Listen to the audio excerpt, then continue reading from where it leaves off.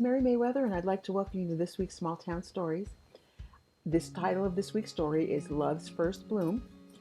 I am using music by David Hyde. It's an acoustic guitar piece for the background. I have the story written on my iPad, the entire story. I'm trying to show you the words. This is for my students because they're going to start podcasting, and I tell them that I write everything before I record. There's my evidence. So, we'll get started with the story, and I hope you enjoy it. One day, the scent of grass toasting beneath the summer sun warms the air. The next, a crisp air caused by a plummeting barometer entices people into sweaters and drinking warm cider or coffee or tea seasoned with nutmeg, allspice, and clove. It's the end of August, the seasons of harvest parties, bonfires, and end of the season weddings. And people who were too active for attachments in May find themselves looking for someone to cuddle with for the forthcoming cold winter nights. Abby Greenfield was one of those people. In June and July, she was a director at Camp Greenfield. If she wasn't chasing down a wayward camper or organizing a sing-along activity, she was comforting a homesick child who thought for sure their stomachache was an appendicitis. She was too busy to be lonely. Her laissez-faire, things will happen when they're supposed to philosophy carried her through harvest season. The next thing she knew, she was at the wedding of her good friends Jessica and Michael. They, like a multitude of others, recited their vows beneath the white gazebo in the park at the center of Three Creeks, Montana. While standing at the end of a long line of women in purple chiffon bridesmaid dresses, a string of awarenesses struck Abby. She knew when Jessica and Michael met at karaoke night at Keen's Pub, they were destined to be together. Michael had left his group of friends and talked to Jessica. The small group of women, including Abby, clung close, protecting Jessica from Michael's wooing. Then again, Jessica said she wasn't interested in Michael, but her actions spoke louder than her words. Other than going to the bathroom to freshen her lipstick, Jessica never strayed from Michael's side. All those months ago, Abby predicted Jessica and Michael's happy union, and here they were. Next came the keen awareness that Abby had successfully avoided until she stood beside her friends at the altar. Abby was the last woman standing, the only one among her cadre of friends who remained single. It wasn't for lack of trying. For some reason, she attracted men who were looking for a replacement for their mothers or distractions from their wives. She thought to herself being alone was far better than being a nursemaid to a grown man. The pastor stood in front of Jessica and Michael and spoke profound words about the sanctity of marriage. A gentle breeze fluttered the bottom of Abby's long skirt, and the sunshine warmed her shoulders. It isn't as bad as it sounds, Abby thought to herself. Abby thought she was paying attention. Then, a guest who was at the edge of the gazebo caught her eye.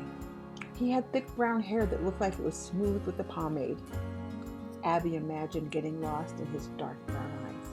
Her heart ceased beating and her breath lingered in her chest until the burning reminded her to release it. Oh Lordy, what a handsome man. It was almost like the man could read her mind, because as she thought something scandalous, he flashed her a megawatt grin and his eyes sparkled. Before she had time to think, Abby joined in the silent conversation. They may have been in a crowd of 150 of Jessica and Michael's closest friends, but it felt like it was just the two of them, Abby and the man with the eyes that told a beautiful story. She replied with her pressed lip, flirty grin, the one that escaped when she was trying not to smile, first in delight at the attention, then in embarrassment at being caught. She remembered her future husband's name. His name was Kyle. Abby had indirectly met him at one of the various group activities they had both participated in over the past couple of years. A groan of dismay chased away the butterflies in Abby's stomach, because every time she saw Kyle, he brought a different date.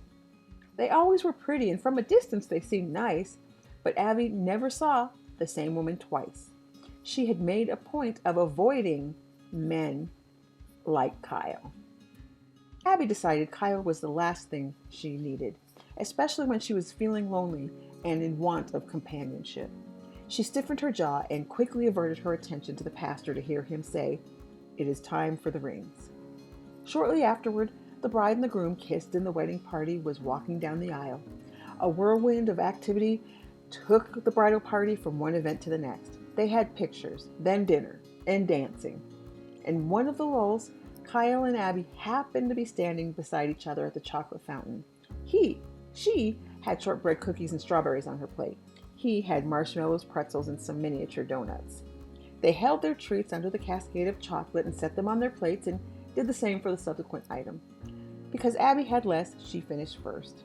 As she turned to leave, Kyle said, "This is going to sound crazy, but I have to ask. Can I have your number?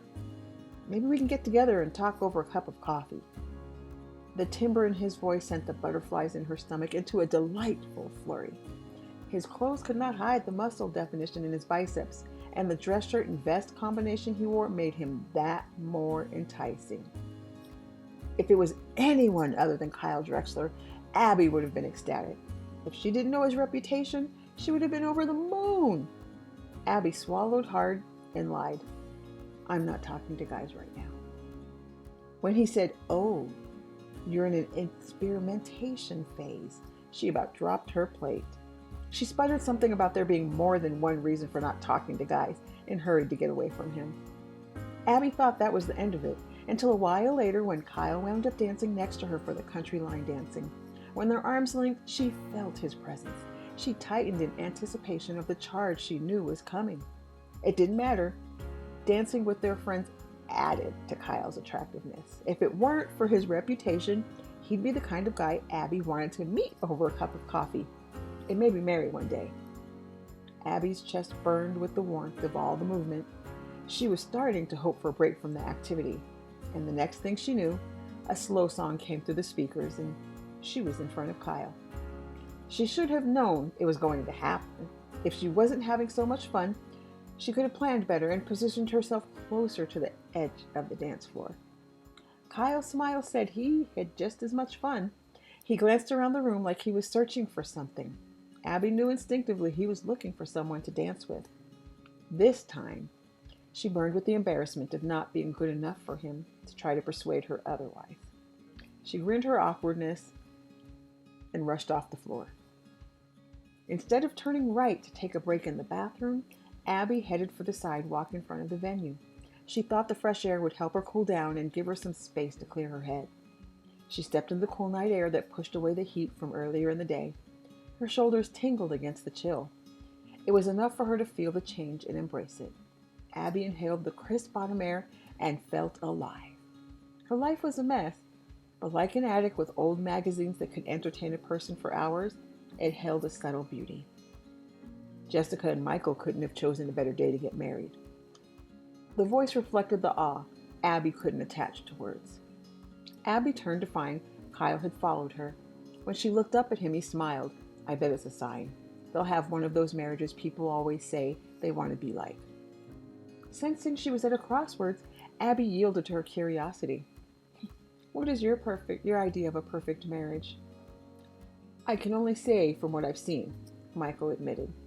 "Something like my parents. I know they're in love. Last week, I walked in on my dad making out with my mom. Before I walked in, I could have sworn I heard them bickering about beans." "Beans?" Abby echoed. "Yeah, I'm still scratching my head on that one.